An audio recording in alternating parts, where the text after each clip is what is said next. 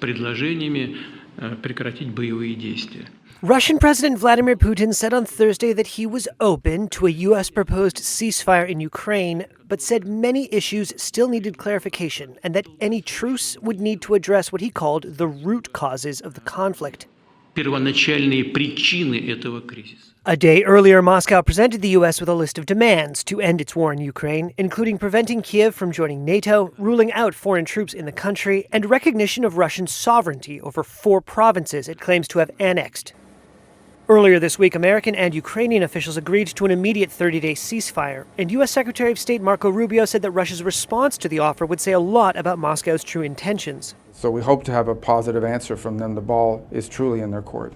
Donald Trump had said in the White House on Wednesday that he hoped the Kremlin would agree to end what the U.S. president called a bloodbath. And hopefully we can get a ceasefire from Russia, and if we do, I think that would be 80% of the way to getting this horrible bloodbath finished. It's a bloodbath.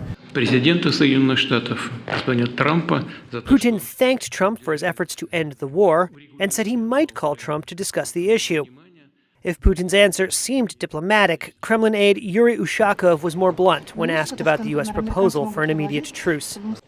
A temporary ceasefire. What does it give us? It gives us nothing. It only gives the Ukrainians an opportunity to regroup, gain strength, and to continue the same thing.